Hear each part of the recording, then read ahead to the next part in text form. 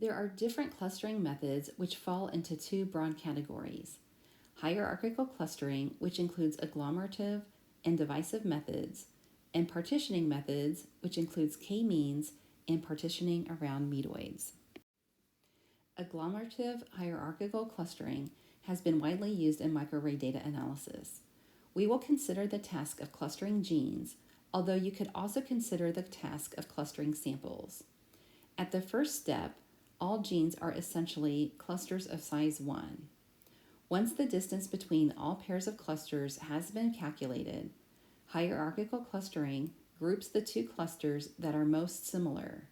That is, the two closest genes are combined to form the first cluster. Thereafter, the distance between all pairs of clusters is recalculated, and the clustering algorithm continues to merge the two closest clusters until all genes are assigned. Once a cluster includes more than one gene, there is some question regarding how one should calculate the distance between clusters. One can calculate the distance using the nearest neighbor, which is single linkage, the center of the genes within the cluster, which is average linkage, or the maximum distance between all members of the cluster, which is complete linkage. Genes are grouped by repeating this procedure until all genes have been assigned. Results are typically displayed in a dendrogram with a red and green scaled matrix called a heat map. Agglomerative hierarchical clustering can be produced using the hclust function.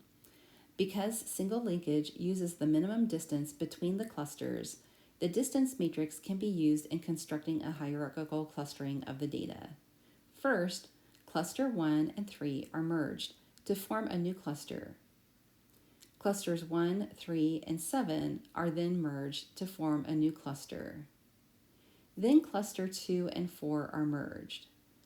Cluster 8 then joins cluster 1, 3, and 7. Cluster 5 and 6 are then merged. Then the cluster that includes 5 and 6 join the cluster that includes 2 and 4. Then the cluster that includes 1, 3, 7, and 8 joins the cluster that includes 2, 4, 5, and 6. The results from a hierarchical clustering are commonly displayed as a dendrogram. Each terminal leaf represents an object. The branches connects the objects into the clusters where the length of the branch reflects the distance or height between the clusters. You can see the order in which the clusters, starting at the individual observations as a cluster, are merged. Single linkage clustering will yield the same result if the data are transformed using a monotonic transformation, because the minimum distance is being used.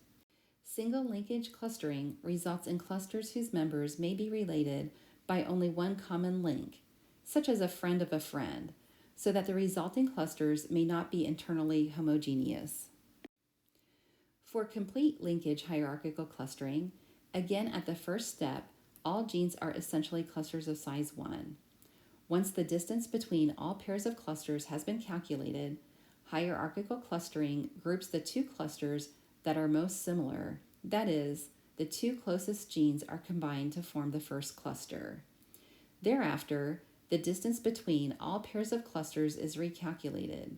But once a cluster includes more than one object, when using complete linkage, the maximum distance between cluster members is used to define the distance between clusters. At the first step, cluster 1 and 3 are merged to form a new cluster. Then the maximum distance between the cluster that includes observations 1 and 3 is calculated and used when considering to cluster it with other observations. The next smallest distance is between cluster 2 and 4, so they are merged. Then the maximum distance between the cluster that includes observations 2 and 4 is calculated and used. Then cluster 7 joins cluster 1 and 3. 8 joins the cluster that includes 1, 3, and 7. 5 joins with 6. Then the cluster that includes 2 and 4 joins the cluster that includes 5 and 6. In this case, the resulting dendrogram looks the same with the exception that the lengths of the branches differ slightly. However, for more complicated data sets, the resulting dendrograms can be strikingly different. For average linkage hierarchical clustering, once again, at the first step, all genes are essentially clusters of size 1. Once the distance between all pairs of clusters has been calculated, hierarchical clustering groups the two clusters that are most similar. That is, the two closest objects are combined to form the first cluster. Thereafter, the distance between all pairs of clusters is recalculated. But once a cluster includes more than one object, when using average linkage, the average distance between cluster members is used to define the distance between clusters. The two first observations that should be joined are observations 1 and 3. These two data points have the smallest pairwise difference. Next, we need to update the distance calculations by considering only 7 clusters. Recall, observations 1 and 3 are now in one cluster together. In this case, let's use average linkage so that the distance to the cluster consisting of observations 1 and 3 is calculated as the average distance. The new minimum is 5.464986, which combines 1, 3, and 7 into one cluster. Again, we need to identify unique clusters or estimate the average cluster distance. Then we update the distance calculations by now considering 6 clusters because observations 1, 3, and 7 are in one cluster, and observations 2, 4, 5, 6, and 8 are singletons. Now we have a new minimum, which merges observations 2 and 4. We would then have to recompute the distances to update the cluster averages. This process is repeated until there is one overall cluster. The resulting dendrogram in this small example is similar, though 7 is clustered with 1 and 3 before 2 and 4 are clustered, which was observed for single linkage but not complete linkage. Note that some algorithms implement average linkage in a different way and operate by assigning a cluster center to the newly formed cluster, such as the Eisen cluster program, which calculates the centroid as a weighted average of the two previous cluster centers. The hclust function includes the centroid method as an option.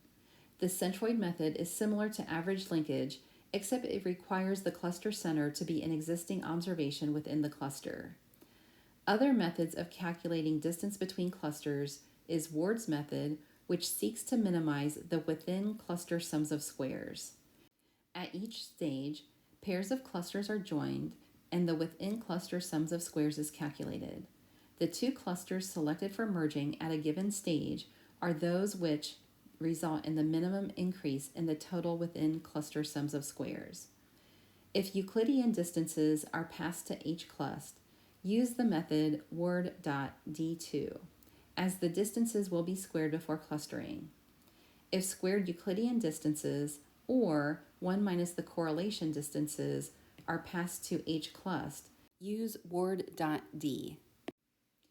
Divisive hierarchical clustering starts with all objects in one large cluster, then proceeds by removing that object from the cluster that is most dissimilar. Divisive hierarchical clustering can be applied using the Diana function in the R cluster package. Rather than passing a distance object, the original data are passed and the metric is specified. Here, the dendrogram for the same data set is displayed using divisive clustering. A hierarchical clustering dendrogram may be used to divide the data into a predetermined number of clusters, or the division may be done by cutting the tree at a certain depth, which is the distance from the root. The lower the cutting threshold, the more clusters will be generated. In the first example, the dendrogram is cut at a distance threshold of 25, resulting in 3 clusters. In the second example, we requested that the dendrogram be cut into k equals 4 groups. In the last example, we used the dend_extend library and display the dendrogram with 3 clusters represented.